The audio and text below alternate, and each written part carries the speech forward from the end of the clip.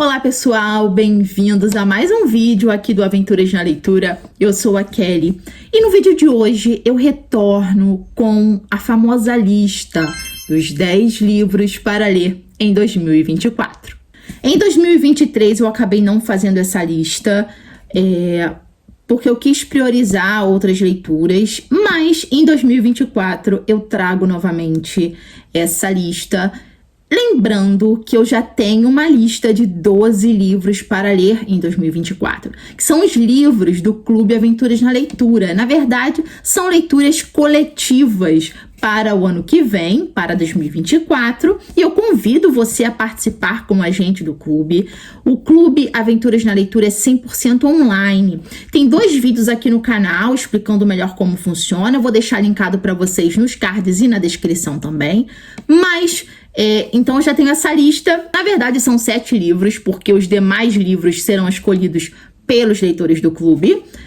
Por quem for entrando, né, vai poder participar da votação. Mas, a princípio são 7. No total serão 12. Enfim, sem mais delongas, eu fiz uma lista aqui de 10 livros aqui que eu quero muito ler.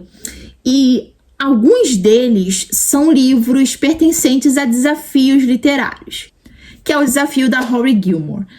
Para quem não conhece, esse desafio da Rory Gilmore é um desafio literário, é uma lista, na verdade, que reúne os mais de 300 livros que a personagem Rory Gilmore leu durante a série Gilmore Girls, que é a minha série favorita da vida, e eu sempre me pego assistindo essa série novamente.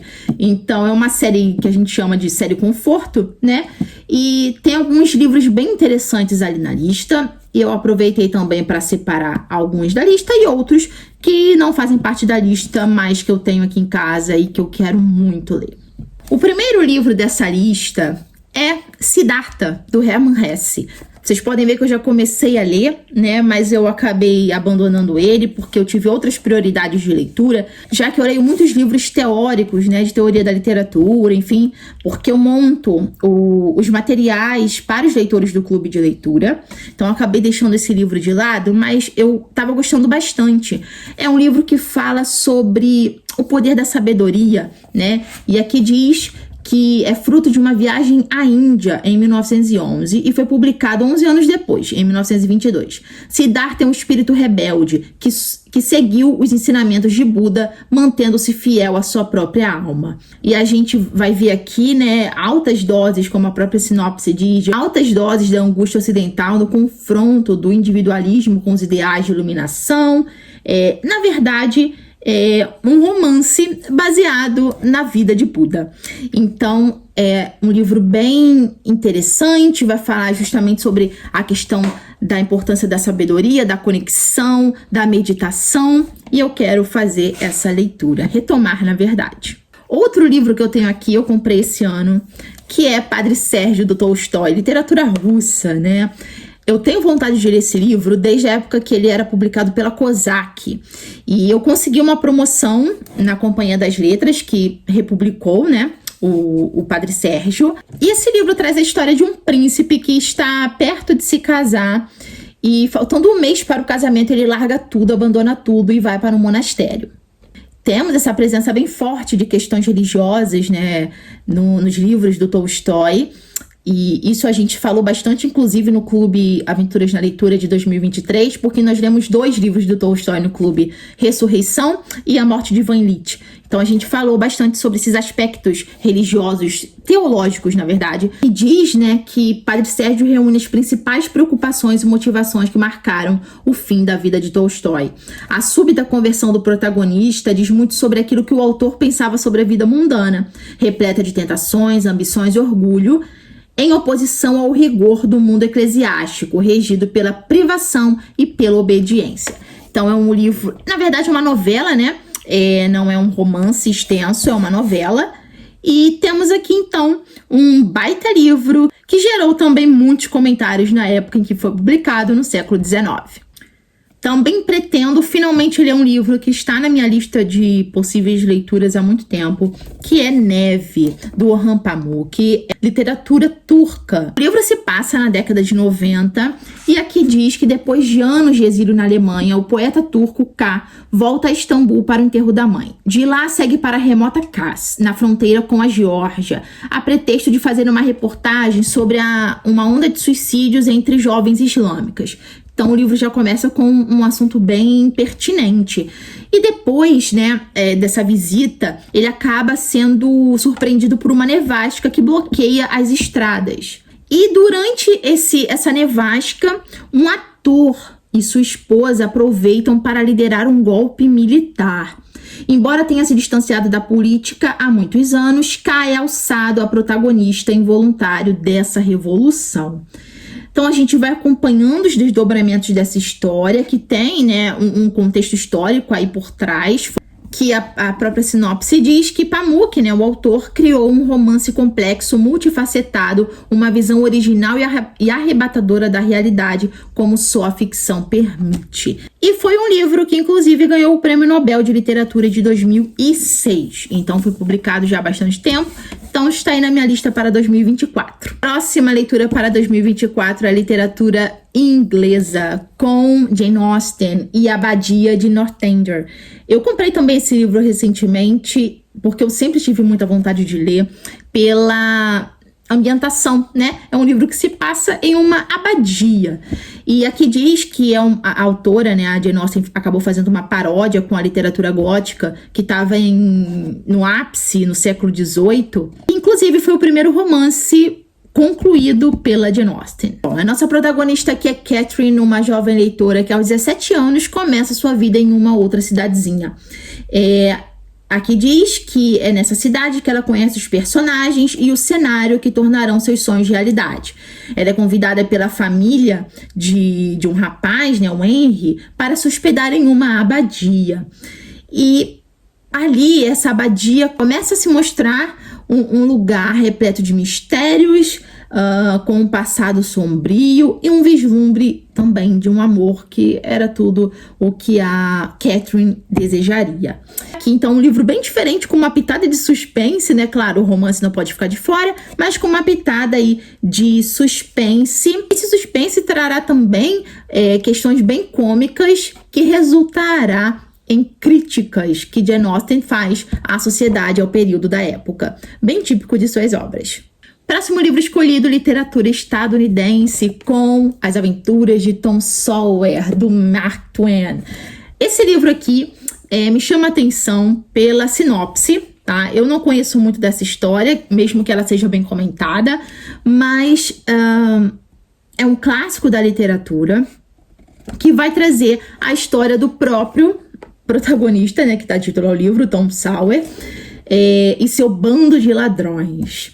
Personagem cativante e irresistível, Tom é um moleque brincalhão de raciocínio rápido que está sempre no centro das ações. Durante um verão de muito calor, ele e seu grande parceiro Huckleberry Finn, que dá nome a outro livro também do Mark Twain, testemunham um assassinato.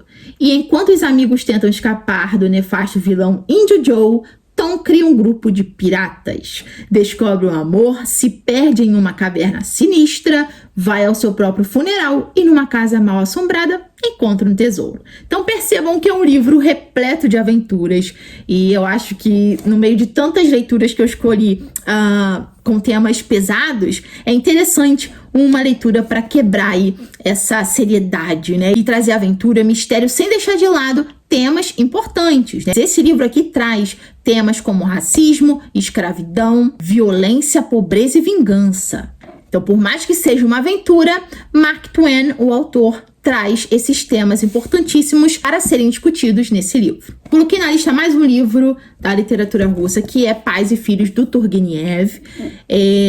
Saí um pouco do eixo Dostoiévski, que eu sempre leio, e coloquei Turgenev. Esse livro aqui, inclusive, foi bem polêmico, assim como a maioria dos livros russos publicados no século XIX, que geraram certo burburinho, muita confusão, briga, protestos, processos, né? O livro foi publicado em 1862. Aqui diz que quando o jovem Arkady retorna para casa após formar-se na Universidade de São Petersburgo, leva consigo um amigo e mentor que causará imenso desgosto a seu pai e a seu tio. O companheiro, Bazarov, despreza qualquer autoridade antissocial e se proclama niilista. O conflito geracional que se segue é ímpar na literatura. Esse livro aqui, então, como eu falei, causou bastante confusão, né? Porque o Turgenev foi acusado de ser responsável por atos criminosos cometidos por radicais que foram influenciados por sua obra. É um livro também que vai fazer a gente refletir bastante sobre o comportamento humano. E essa minha edição aqui é da Companhia das Letras e tem tradução direta do russo, isso é importantíssimo, pelo Rubens Figueiredo, e tem um pós-fácil do grande Henry James. Próximo livro eu mostrei pra vocês aqui esses dias no unboxing, vou deixar linkado aqui nos cards, que foi um livro que eu comprei no site das Americanas e paguei R$ 5,99, que é o 40 Dias, da Maria Valéria Rezende. É um livro que vai falar sobre mudanças de vida, reviravoltas familiares, e que a vida da protagonista, a professora aposentada Alice, muda após o sumiço de um jovem que era filho de uma conhecida da Paraíba. Ela sai da Paraíba e se muda para Porto Alegre, influenciada pela filha, e ao saber do sumiço desse rapaz, ela se lança, né? Ela acaba se jogando numa busca frenética atrás desse filho, dessa amiga. E aqui diz, né, que essa busca é tão intensa que levará às raias da insanidade. Então, é um livro que eu tenho muita vontade de ler há muito tempo. Eu já comentei com vocês no vídeo do unboxing, que também será minha leitura para 2024. Antes de continuar, você já leu algum desses livros que eu estou mencionando aqui? Não esquece de deixar seus comentários, de curtir o vídeo e se inscrever aqui no canal. E todos esses livros que eu estou mencionando aqui, também deixarei o link aqui na descrição, caso você tenha interesse em conferir algum ou alguns. Próximo livro foi compra da Bienal desse ano. Eu comprei, finalmente, a continuação de um dos meus livros favoritos da vida, que é O Fazedor de Velhos, do Rodrigo Lacerda, literatura brasileira também, mais um aqui. O Fazedor de Velhos 5.0 é a continuação do Fazedor de Velhos. Tem vídeo aqui no canal, inclusive, sobre o Fazedor de Velhos. Eu vou deixar o link nos cards e na descrição, que vai trazer a história do nosso protagonista, agora não mais jovem, mas com 50 anos. Assim como no primeiro livro, Pedro, o protagonista, estava num processo de autodescoberta. Ele estava cursando história e simplesmente vê que aquilo não era para ele, que ele tinha um grande amor pela literatura. E através de conversas com outras pessoas maduras, sábias, ele vai descobrindo o que ele quer da sua vida, que profissão, que carreira ele deseja seguir. E aqui é o mesmo processo do autoconhecimento, da transformação, já que o Pedro está prestes a entrar, na verdade, numa nova fase da sua vida, aos 50 anos. Então, estou muito animada para fazer essa leitura e talvez seja uma das minhas primeiras leituras do ano. Os próximos 2 livros são 2 clássicos da literatura, que inclusive já conversei com algumas pessoas do clube, algumas leitoras do clube Aventuras na Leitura, que vão me acompanhar ano que vem também, para a gente ler juntos, tá? O clube Aventuras na Leitura tem a sua lista de livros específicos, mas a gente também pode ler livros separadamente e conversar no grupo sobre eles. Pode e deve, né? Está na minha lista Jane Eyre, da Charlotte Brontë. Um clássico da literatura inglesa também. Gosto muito da escrita das irmãs de Brontë. Eu já li Agnes Grey, da Anne Brontë. Eu já li O Morro dos Ventos Vivantes esse ano, da Emily Brontë. E ano que vem, pretendo ler o da Charlotte Brontë, que é o Jane Eyre. Inclusive, curiosidade, tá? Esse livro aqui foi publicado pela Charlotte Brontë pelo pseudônimo de Curry Bell, já que naquela época as mulheres não tinham liberdade para escrever, para publicar, então elas acabavam criando uma identidade masculina para publicar seus livros.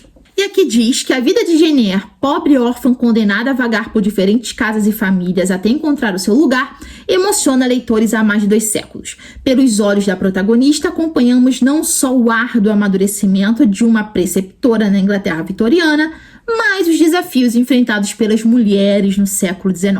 Sempre, tanto as irmãs Brontë quanto Jane Austen, né, naquela época, trazendo temas importantes em suas obras para o debate, para a reflexão, né? Críticas sociais relevantes demais.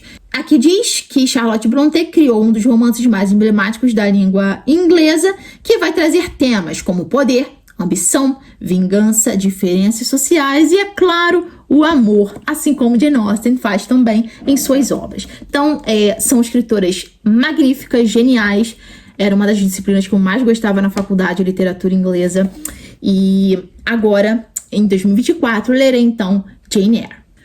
Por fim, mas não menos importante, mais um clássico da literatura. Eu recebi esse ano, inclusive, pelo selo Zahar da Companhia das Letras, né? Os clássicos Zahar, que eu adoro essa coleção, vocês podem ver, né? Eu tenho aqui do outro lado também tem uma pequena coleção dos clássicos Zahar, aqui. Que é Mulherzinhas, da Louisa May Alcott.